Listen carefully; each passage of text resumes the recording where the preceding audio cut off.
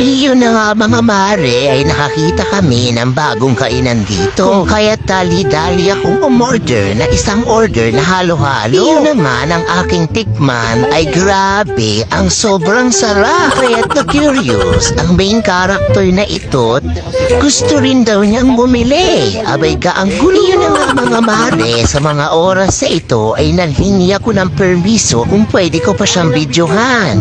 Abagay, tingnan mo ang itsura ni Ate Cams. Ay, tuwang-tuwa. Tayo. Ano po pangalan ng ano nyo, store? Ang karinderya? The Boys. The Boys. Ano po kayo sa Banikain? Wow. Ito po kayo sa Banikain. Masarap po ang halo-halo. With jam and halaya. Wow. Hello po. Ganun sana. Ay, bablog po namin to. Sige. Kung kaya't dali-dali na nga pin-repair ni Ate Cams ang in-order ng halo-halo. Abagay ate, pakibilis mo at inggit na sa akin ang main character na ito. Ay, for the go! Patikim. Ang damo. Sabi ko ante, bumili ka na. Subukan nyo na yung halo-halo nila guys.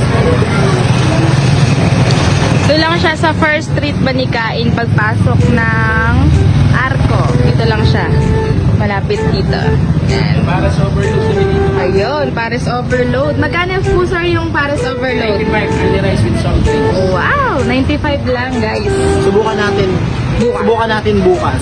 Talagang good. Bibili ako, may pera ko. Gusto mo? Iyon na nga, sa mga oras na ito ay halos ubusin na ni Ate Cams ang kondensada dito sa halo-halo na in-order na ating main character. Gawa niya po yung halaya.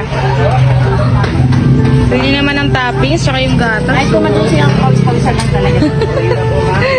Ito pa, papakita ko po sa inyo. Ayan na. Nilagay ng halaya. Yun, no? Toppings po yan. Pati po halo. Pati po yema. Yema. Made din po yan. Gawa din po namin yan. Oh my God. Yan. Yun.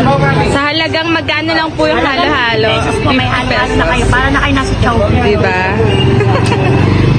At sealed pa siya, at sealed pa, oh guys. Nakasin po siya. Kahit mahal po yung taripan sa baso. Kasi magkakatapon yung yema.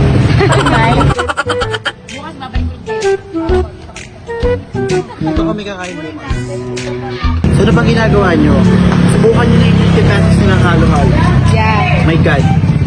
Super sarap.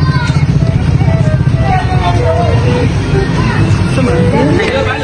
Kay Tito Boys.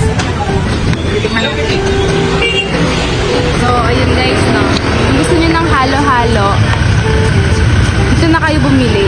Sa First Street Banikain, masarap ang halo-halo nila. Saka, grabe yung toppings nila kung makikita nyo. May bilo-bilo din. 25 pesos ang per 25 pesos lang. Sa halagang affordable talaga. 25 pesos. Ito, meron ka ng halo-halo for only 50 pesos. Tikman natin. Malapit na bumilo. Bigyan natin ng yem. Gawa nila yung yem at saka yung halaya. Ayan natin, Osya, ano pang ginagawa niyo mga mare ay subukan niyo na ang pinagmamalaki nilang halo-halo na matatagpuan lamang dito sa Banikain First Street. Kung nagustuhan mo ang aming video ay i-react and share mo na ito mga mare. Yun lamang po. Paalam! Uy! Huy!